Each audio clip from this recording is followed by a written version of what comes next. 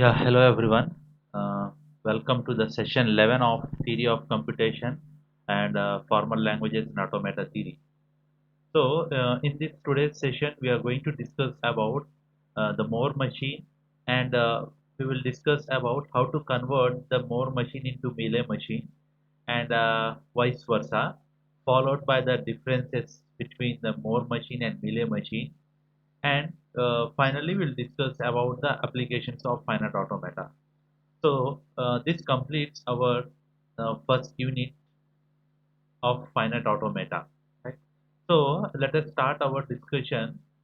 So before starting this Moore machine, these are the concepts which we have seen in the previous session. Okay, so we started our discussion in the previous session with Mealy machine and Moore machine.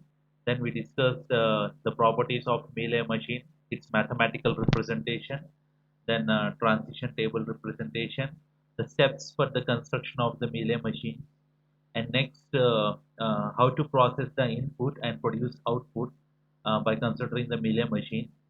Then we solved a few examples related to the Mealy machine. Okay, and then we discussed about the Moore machine, its significance and properties, and then the processing of input and output, and mathematical representation of Moore machine, and description of Moore machine with respect to the state transition table, steps of construction of Moore machine, and we discussed a few examples related to the Moore machine, right? So let us discuss one more example related to the Moore machine. So here the problem is we need to construct a Moore machine that takes the input string like BAA. If that string BAA is a substring, it must produce the output as 1. Okay. So here the Moore machine should accept the string consisting of A's and B's. Okay. If that particular string, input string consisting of BAA, that means B followed by A followed by A as a substring, then the Moore machine has to produce the output as 1. Okay. So based on this problem, we can define our sigma, that is alphabet set is equal to a comma b. Why? Because the string consisting of the symbols a and b, right? So the sigma consists of set of a comma b. Next, output symbols. What are the output symbols? The output symbol, that is tau, is equal to, so here the output should be 1 if the string is having a BAA as a substring. Okay, if a string consisting of BAA, then it has an output 1, otherwise it must produce the output as 0. So the output symbols are 0 comma 1. Okay, so in this fashion we can consider the input symbol and set of output symbols. Okay, now so let us start the construction of this Moore machine. So here, what is the basic string that must be accepted by the Moore machine here? That means what is the basic string that is the valid one, and in that case it must produce the output as 1 BAA. So B followed by A followed by A. So start with the state Q naught. Okay. So in this state, if you get B, then you go to the state Q1. Okay, so Q1. Next in Q1, if you get A, you go to the state some Q2, Q2, and next in Q2, if you get again A, you go to the state Q3. Okay, Q3. So see here, so as the string consisting of B followed by A followed by A, so whenever you have such type of sequences, you have to generate the transition diagram in a sequential way like this.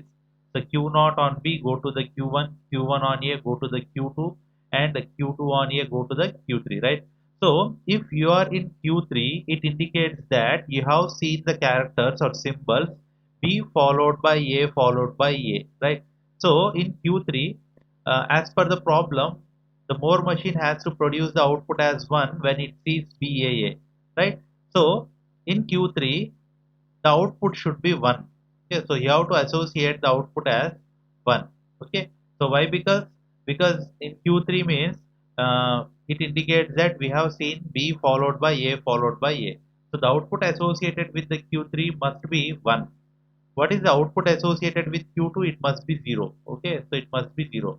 Why? Because in Q2 means we have seen B followed by A only, right? So the output must be 0. And next Q1 same, the output must be 0. And next Q0, the output must be 0. Okay. So in this way we can define the states along with the outputs. Okay. Now we have to specify the transition on the remaining input symbols, right? So from Q0 on B we have specified the transition. What about A? So if the string starts with A, that means in Q naught, if you get any number of A's, we don't bother and we will be in the same state, that is Q naught, right? So the moment when we get B, we are going to move from state Q naught to Q1, right? Next, Q1. What happens if we get B here? So if we get B means, if we get B means we have seen one B in Q1 and again we are getting a B, right? So to complete the pattern BAA, again we have to again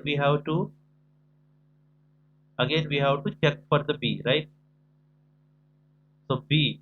So in Q1 if you get any number of B's, you will be in the same state, right? Next Q2. So if you are in Q2 means you have seen B followed by A, right? So if you get A, you are going to state Q3, right? What happens if you get B? So if you get B means again you have to uh, wait for A, right? So in which state, which indicates that we have seen a B Q1. Okay? So B. So from Q1 we have specified the transition on AB and from Q2 we have specified the transition on AB. Next Q3. What happens if we get B? So Q3 means you have seen A, sorry, B, A, right? This is the characters that you have seen. Next Q3. What happens if you get B here? So if you get B means again you have to uh, wait for A. Okay, so in which state it is indicating that you have seen a B, so that is Q1. Q1 means we have seen one B. What if we get A here? So if we get A means again you have to wait for B followed by A followed by A. So in which state we are waiting for first B in Q naught. Okay, so A. So Q naught, Q3 on A goes to Q naught. Okay. So this is how we can construct the Moore machine for the given problem. So if we observe this figure, here we are having state Q naught, the output is associated with it 0. State Q1 output associated with it 1, sorry 0. Thus Q2 output associated with it 0. Q3 output is 1. Okay. Now the transition Q naught on A self transition, because if string starts with A, we don't bother about the number of A's here. The moment when we get B, we move from Q naught to Q1. Here Q1 means we have seen one B and we are expecting the next sequence to be A, right? So what happens if we get B here? So we will be in the same state, right? So the moment when we get A, we go to the state Q2. So in Q2 means we have seen B followed by A, right? So in Q2 if we get A means we go through the state Q3. Okay, if we get B means again we have to wait for the A, right? So in which state we are waiting for A after seeing B, it is Q1, right? So from Q2 on B, it goes to the Q1. Okay, next. So in this fashion, we have specified the transition uh, for Q2 on A and B, right? So Q3. So in Q3 means we have seen B followed by A followed by A, right? So if we get B means again we have to wait for A, right? So in which state we are waiting for A in Q1. So Q3 on B goes to the Q1. Okay. Next, what about A? If we get another A in Q3. So if we get A in Q3 means again we have to wait for the B. Okay. First B. So in which state we are waiting for the first B, that is Q naught. So transition from Q3 on A goes to the Q naught, right? So if you check this input sequence, A B A A A B. So the output will be 0. As I mentioned that in Moore machine, the moment when you start processing from Q naught, you will get an output, right? So in Q naught you start the processing, the output is 0. Q naught on A, go to the state Q naught, the output is 0 itself. Q naught on B, go to the state Q1, the output is 0 here. Next Q1 on A, go to the state Q2, the output is 0 here. Q2 on A, go to the Q3, the output is 1 here. Q3 on A, go to the state Q0, output is 0 here. Next Q0 on B, Q1, the output is 0 here. Okay. So the output sequence is 0, 0, 0, 0, 1, 0, 0, right? So here if you observe in the input pattern, you could see the BAA is here. Okay. This part is having BAA. So if we count the number of ones in the output string, it gives the number of times BAA has occurred, right? So how many one that we are having in the output string? 1. So you could say BAA has occurred once in the input string. Okay. So this is how we can construct the Moore machine. Okay. So try to solve a few more examples related to this, and then we will discuss about construction of Mealy machine from Moore machine. So just observe this concept here. So what we are going to do here is we have to construct the Mealy machine. Okay. So here you will be given with Moore machine and you need to convert it into the Mealy machine. Okay. So here you could see this is the Moore machine, right? So for this Moore machine, we need to construct the Mealy machine. Okay. So here, as we know that in the case of Moore machine, the output is associated with the state. Okay. So in Mealy machine, the output is associated with the transition. So just observe here in this figure, there is a Moore machine, right? Some A is an input transition. Okay. And next Q naught, Qi we are having, and here we are having that T as a output, right? So Qi is some state, T is the output, and here we are having small a is the input. Okay.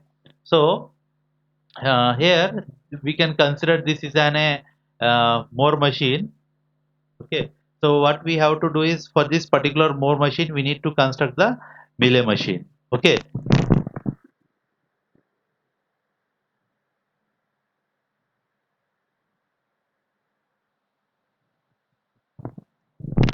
So here, for this Moore machine, we need to construct the Mealy machine, right? So here, how do we construct this? So just observe in the Moore machine, we are having the output associated with the state, right? In Mealy machine, for every transition, there is an output associated with it, right? So what you have to do while constructing the Mealy machine for Moore machine, you have to move the output of a state onto the input transition. Okay, so you have to move the output onto the incoming transition here, right? So in constructing the Mealy machine, what you have to do is that just to move the T, which is an output of state, onto the transition, right? So it will come along with the A, right? So this is the Mealy machine. If you could see here, so here whatever the T that we have written as the output of the state, that has moved over the transition, right? So A slash T. So A slash T means A is the input and T is an output. So here the output we are having, it is associated with the input transition. Okay. So like this we have to construct the Mealy machine, right? So basically here we are representing the Moore machine as MO is equal to Q comma sigma comma delta comma Q naught comma tau comma lambda. Okay. And Mealy machine we are representing it as Q comma sigma comma delta dash comma Q naught comma tau comma lambda dash, right? So here when we are referring the delta dash means we are referring the Mealy machine. Okay, transition function related to the Mealy machine, and lambda dash when we are referring it, then it is considered as the output function of Mealy machine, right? So given problem will be the Moore machine, the result must be the Mealy machine. Okay, then So just try to do this problem, convert the given Moore machine into the Mealy machine. So here we are having the two states Q0 and Q1. The output is 0 for Q0 and the output is 1 for Q1, right? So Q0 on A, self transition, Q0 on B, Q1, Q1 on A, self transition and B, self transition, right? So how do we construct? So just examine for each state, examine the input transition, that is incoming transition, and move the output onto that incoming transition. Okay. So what you have to do is that Q0 is having one incoming transition, right? So move this 0 onto that incoming transition, right? So what will happen? It will become A slash 0. Okay, like this. Next, Q0 is not having any other input transition, right? So move to the next state. What is the state? Q1. So it is having one incoming transition with B. So move this one over that particular incoming transition, the B slash 1. Okay. And next Q1 is having self transition on A and B. So move that 1 onto that self transition, A slash 1 comma B slash 1. Right. So this is the output or the result of the given problem. Okay. So just what we have done here is just we moved the output of state onto the incoming transition, right? So how do we define the output function?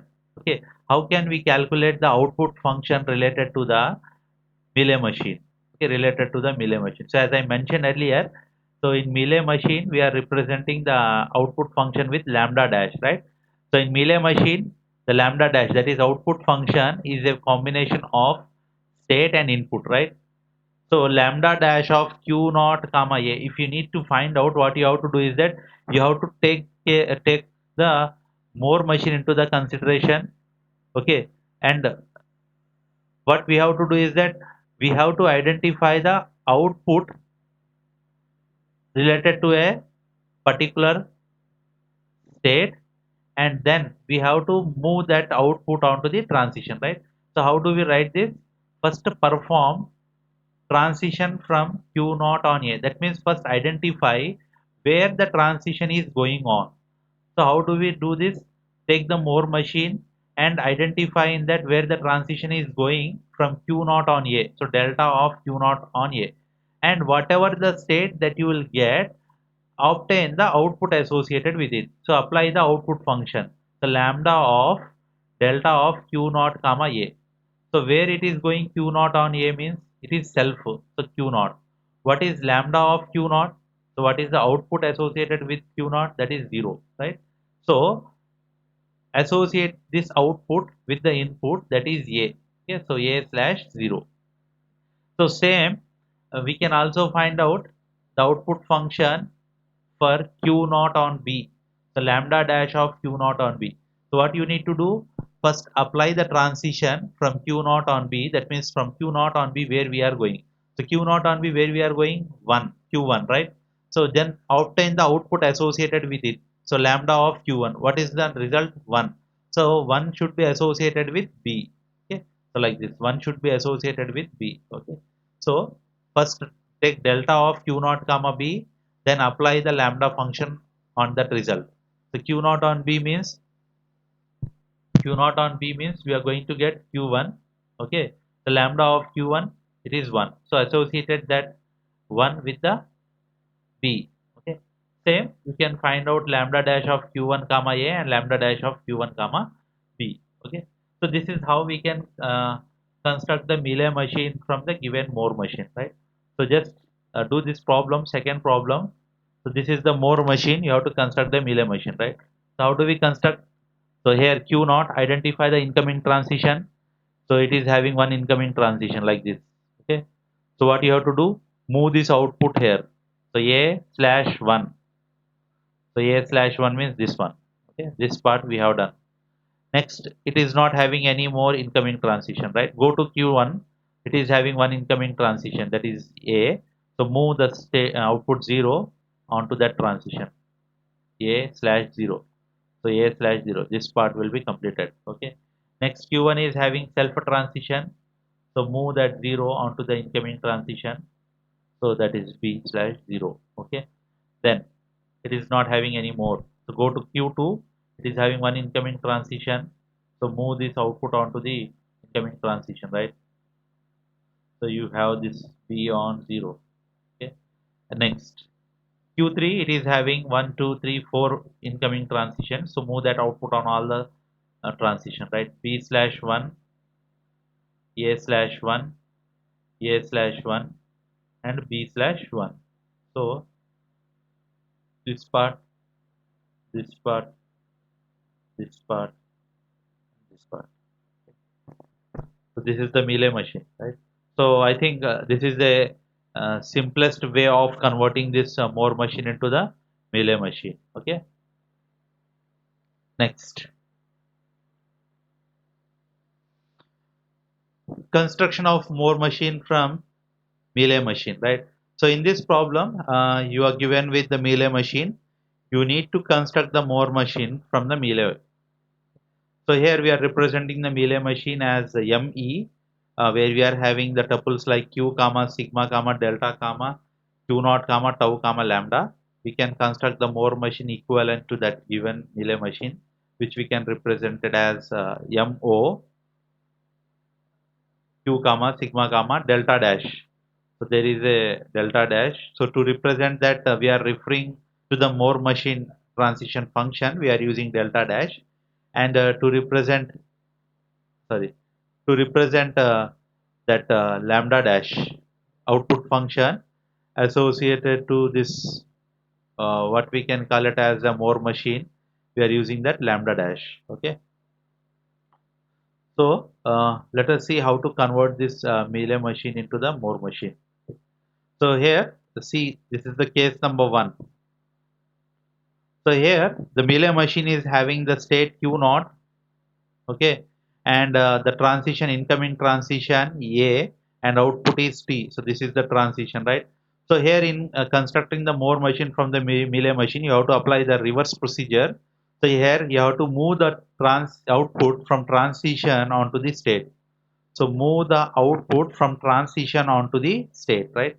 So what you have to do is that first you have to take a state, consider a state, and examine the incoming transition to that particular state, right? So for each transition, incoming transition, move the output from transition on towards the state. Okay. So here what we can do is move the T onto the Q naught. So the diagram will be like this. So if you observe the diagram in the right side, you could see what we have done, just moved T from transition onto the state. Okay. So in this way we can construct the Moore machine. Case 2. So here in case 2 we are having multiple incoming transitions with different outputs. Okay. So here in the previous case 1 we are having only one incoming transition with one output. Okay. So we are having one particular input A and one particular output T, right? So but here in case 2 we are having multiple transitions with different output, right?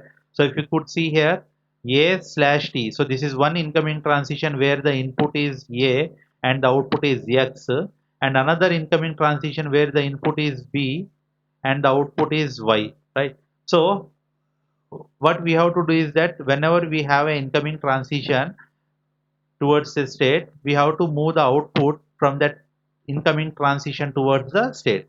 So since we are having two different transitions with different outputs, we have to partition the state Qi into two states. Okay. So one with output X and another with output Y. So we are partitioning Qi with the two states. Okay. So one is with output X and another one is with output Y, right? So take the Qi for incoming transition A, just move the output onto the state Qi. That means move the X onto the state Qi. So you'll get Qi slash X on incoming transition A. Okay. Then next we are having another incoming transition with input B and output Y. So again we have to move this output Y onto the state Qi, so that you will get Qi slash Y, and the incoming transition will be B. Okay. So what we got, if a state is having multiple transitions with different output, we need to partition that state. Okay, so how many partitions do you have to get based upon the number of outputs, different outputs that we are having? Okay, so here we are having two different outputs. That's why we partition the qi into two states. One is qix and another one is qiy. Okay, then so try to construct the more machine from this Mealy machine. So this is the Mealy machine, right? So what you have to do is that here Q naught, it is having two incoming transition. One is with A output 0 and another is with A output 1, right? So what you need to do is that you have to partition the state Q naught into two states. Okay. One is with 0 output and another one is with 1 output. See here. So Q naught with 0 output, Q naught on 1 output, right? Then next one. So whatever the transition that Q naught is having in the more machine, apply the same transition on this both states. Okay, on both states, right? So see here, Q naught on A, where it is going in more machine, Q naught on A, where it is going, Q naught. So what is the output associated with it? 0. So Q naught on 0 state, if you see A, you will be in the same state. Why? Because if you consider more machine, Q naught on A, where it is going, Q naught. What is the output in that case? 0. So Q naught on 0, if you see A, means you will be in the same state, right? Next, Q naught on B, where it is going, Q1, right?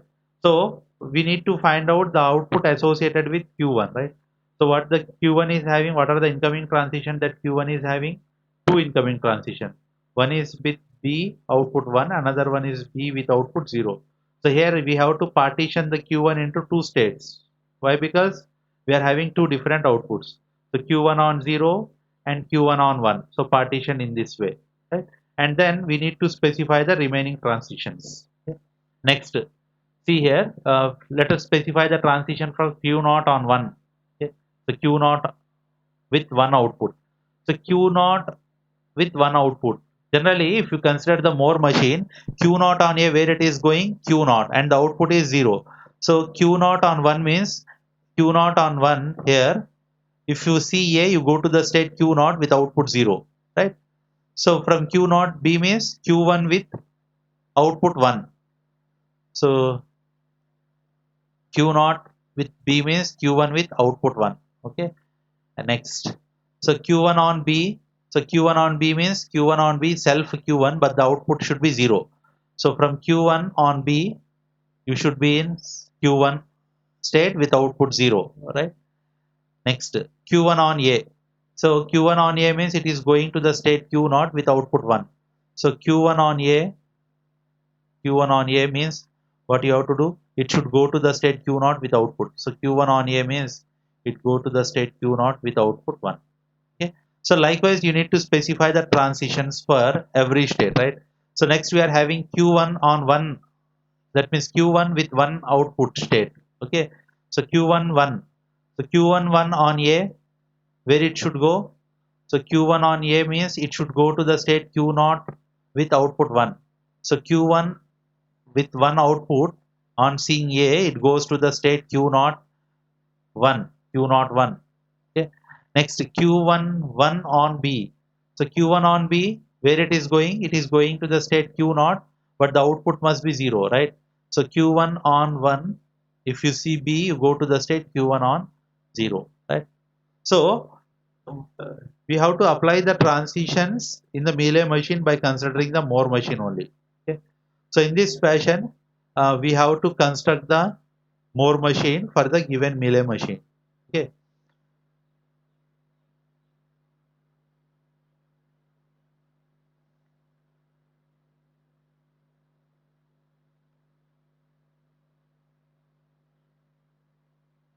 Next. Now let us see the differences between more machine and Mealy machine. Okay. So basically, these are the differences that we can found between more and Mealy machine. So basically in Moore machine, the output is associated with the state, and Mealy machine, the output is associated with the transition, right? And moreover, in Moore machine, the output is determined by state alone. In Mealy machine, the output is determined by the current state and current input, right? So these are the 2 points that we already know. Okay. The third difference exists in the output function. In Moore machine, the output is associated with a state. So lambda colon q. That means this lambda is a output function. So q denotes tau. That means for every state, it is going to generate an output. Okay. Whereas in case of Mealy machine, the output function is a mapping function that maps q cross sigma to produce tau. That means output function consists of current state and current input to produce the output, right? Next, and in Moore machine, for a input string of length n, we are going to get an output of length n plus 1. So this is most important point. So remember this. And we have seen this with a practical example also. And next one, in Mealy machine, for input string of length n, it gives the output of length n only. Okay.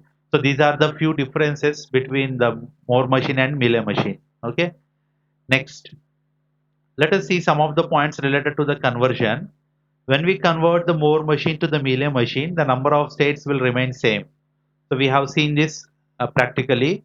So when we convert Moore machine into the Mealy machine, the number of states will remain same. Okay. But when we convert the Mealy machine to the Moore machine, the number of states may increase, right? So if a Mealy machine is having some m states and n outputs, then its equivalent Moore machine can have at most m into n states, right? So if a Mealy machine is having some m states and n output, then the Moore machine can have at most m into n states. Okay. So remember this point. This is the gate. Uh, you may get a gate question on this. Next. Now let us see the applications and limitations of the finite automata. So we have seen the various finite automatas in this unit. Now let us have a look on the various applications. So mainly the finite automata are useful for understanding the behavior of hardware and software. That means you can design and you can understand the behavior of a hardware and software component. You can use this finite automata for understanding the behavior of digital circuits or for designing of the digital circuits, and they are also used in text processing and language processing. Okay, so basically finite automatas are used in the text processing where we give some string and we want to check whether it is occurring in the context or the not, right? So let me give an example. Basically if you are having a word file, right? So if you are having a word file and if you want to search for a particular word, what you do, you simply use this control F option. Okay, so by pressing that control F, you enter the pattern that you want to search, and once you submit that pattern, what this word will do, word processor will try to find out the matches related to the given pattern, right? So this concept we will call it as the pattern matching, right? So in this pattern matching also the finite automata concept is used. Okay, next one, they are also used in the compiler design, right? So as I mentioned earlier that uh, whenever you give the input program as an input to the compiler, uh, for compilation, what it will do is it simply divide that input program into the tokens, right? So tokens means you already know identifier, keywords, operators, likewise. So it divides the programs into the stream of tokens, right? So in dividing that input program into the stream of tokens, it uses the concept of finite automata, right? So when we discuss this regular expressions concept in the next unit, you can able to understand how that uh, recognition has been done. Next one, they are used in software for verifying the system that is having some finite number of states, right? So if a particular software is having some set of finite states, then to verify the functionality of that software, the finite automata can also be used. Okay, and mostly they are also used in the video game industries, right? So basically, if you consider the example of NFA, right? So NFA means from a state you may have the multiple transition, right? So if you consider any video game, if you consider, like, let me consider the chess game, right? So for a particular move in a chess, we may have the multiple possibilities, right? So if you consider the move as one particular state, from that particular state you may have the multiple choices, right? So those multiple choices from a particular state or a particular move can be represented by using the NFA, right? So in designing the games, we represent the entire functionality of that game in a form of the finite automata, right? So all the possible moves in a chess game can be represented by using NFA, right? Next one, limitations. So we are having certain limitations with the finite automata. The first limitation is that if we are having a larger systems, those systems cannot be implemented with the finite automata. That means with the finite set of states and transitions, right? And moreover, they are also not suitable for the problems where those problems cannot be decomposed into the separate states, right? The finite automata concept is only applicable when you can represent the behavior by partitioning it into some set of states, right? So if the problem is not allowing us to partition into the states or into the some set of behavioral states, then we cannot analyze that problem by considering the finite automata. Okay. And next, the finite automata is having some finite memory, and read head moves only in one direction, right? So finite automata is having the limited memory. Okay. And as we discussed, that read head moves only in one direction, right, from left to right. So you cannot able to come back once you move from left to right. Okay. So you cannot able to read the previous input. uh, why? Because read head moves only in one direction, right? So if you want to read the previous input, you cannot able to do with the finite automata, right? So these are the three limitations that you can represent with respect to that finite automata, right?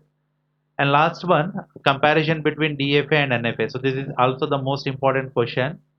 So first thing you could write, DFA is deterministic finite automata, NFA is non-deterministic finite automata.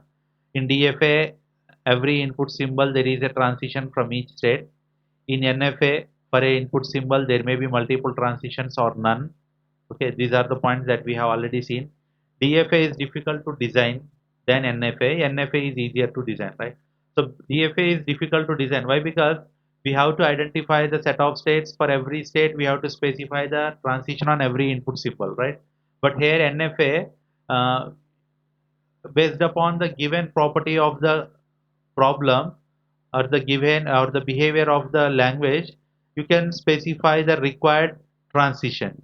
Okay. And you may miss or you may ignore some of the transitions which are not required as far as the language acceptance is concerned. Okay. Next, transition function. In DFA, it maps current state, current input symbol to produce state Q, whereas in NFA, it maps current state, current input symbol to produce the power set of Q. Okay. DFA requires more space, NFA requires less space. Okay. Since we have seen that for a particular language, you can construct DFA as well as the equivalent NFA, right? So for a particular language, if you consider an NFA, it is having less number of states compared to the DFA, right?